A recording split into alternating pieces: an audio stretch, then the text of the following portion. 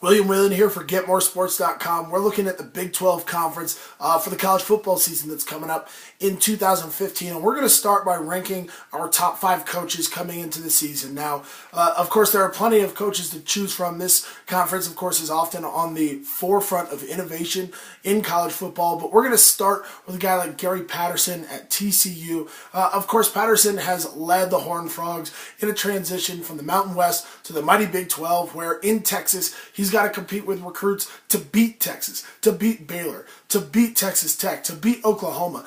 These are names that are not easy to topple, and yet he has done it time and time again. Of course, winning the Big 12 a year ago behind the arm of Trayvon Boykin. I really like what the Horned Frogs have doing in that program. I believe that they're the favorites coming into this year as well.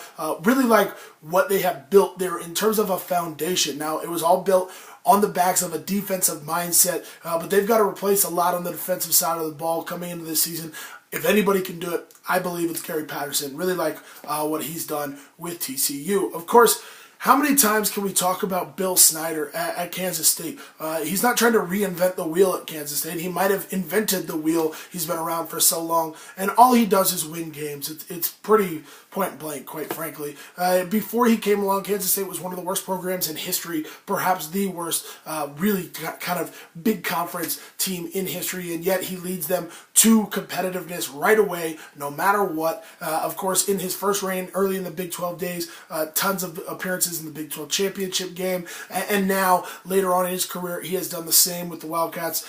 He obviously had to replace Colin Klein a couple years ago. That didn't stop them. I don't think transition hurts him at all, given his recruiting style and what he's used to.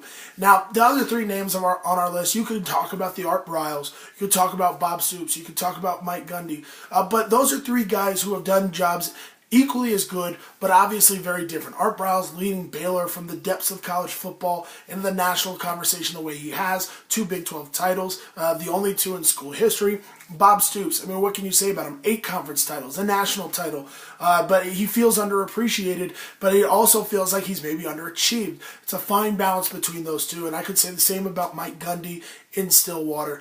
Again, a guy who might have underachieved with some of the talent, but of course has overachieved in the sense that in some ways he's got a bigger fight to fight in terms of brand name in the recruiting game when going up against the likes of Texas and Oklahoma. Of course, now T. Boone Pickens gives them all the money they want. They've got to turn it into big-time wins. They have in the past, winning the Fiesta Bowl over Stanford just a few years ago. I think that the Cowboys can get back there. They just need a few things to go their way, get another big-time quarterback to come in, and they'll be right there.